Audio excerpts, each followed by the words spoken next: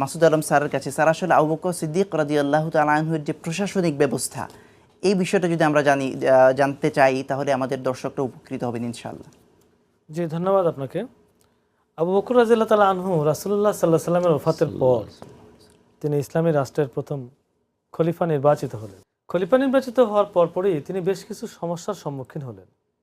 বিশেষ করে পার্শ্ববর্তী দুটি পরাশক্তি ছিল, রোম এবং পারস্য।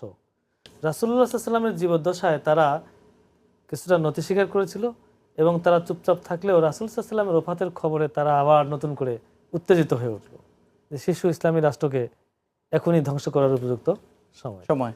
এবং তারা প্রস্তুতি নিয়ে ফেললো। শুধু নয়, তারা উস্কানি দিতে থাকলো এবং এই উস্কানির ফলে একদল লোক তারা কি করলো, ইসলাম থেকে ফিরে যেতে থাকলো পূর্ব ধর্মে, যাদেরকে আমরা মুরতাদ বলে থাকি। আরেকদল লোক তারা যাকাত দিতে অপারগতা অস্বীকার করলো। তারা বললো যে না, আমরা ঈমান আনছি, আমরা নামাজ আদায় করবো, সিয়াম আদায় করবো, কিন্তু আমরা মাল দিতে পারবো না, সম্পদ দিতে পারবো না। আর কিছু মোটা বুদ্ধির লোক তারা চিন্তা করলো যে নবুয়ত এত সম্মানের, যিনি নবী হন তার এত কদর, এত সম্মান, মানুষ তাকে এত ভক্তি শ্রদ্ধা করে, তো তাহলে এই জাতীয় নবী হতে পারলে তো খুব ভালোই হয়। তো এইরকম 4 জন ব্যক্তি, তাদের মধ্যে একজন নারীও ছিলেন, তারা মিথ্যা নবুয়তের দাবিদার। জি।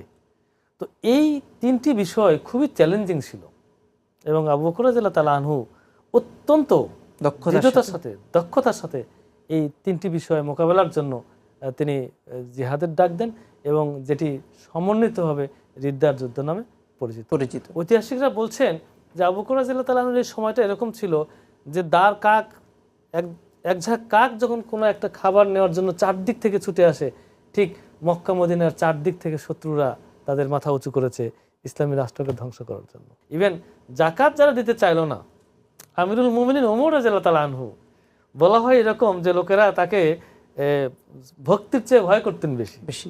তো তিনিও আবু বকর রাদিয়াল্লাহু তাআলা আনহুকে বলতেন যে আমিরুল মুমিনিন, একটু ছাড় দেওয়া যায় না জাকাতের ব্যাপারে?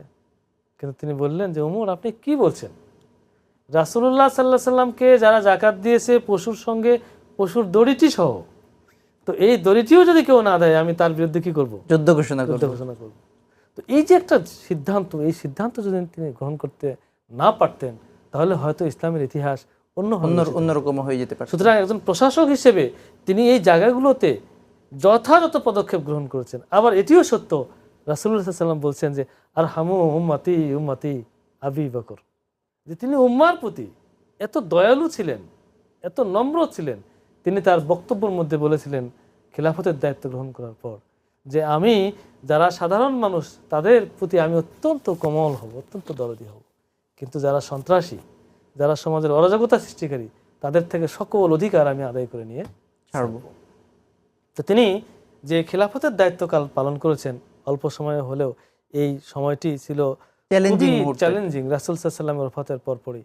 এই জন্য অনেক ঐতিহাসিকগণ কিন্তু এটি বলছেন যে আবু বকর রাদিয়াল্লাহু তাআলা আনহু ইসলামের ত্রাণকর্তা ছিলেন। তাদের ভাষায় তারা বলছেন এটি, যে তার ওই ইতিহাসের ভাষা, হ্যাঁ, মানে অমুসলিম ঐতিহাসিকদের ভাষা এটি, যে তিনি এই পদক্ষেপগুলো গ্রহণ না করলে হয়তো ইসলামের ইতিহাস, খেলাফতের ইতিহাস অন্যরকম হয়ে যেত।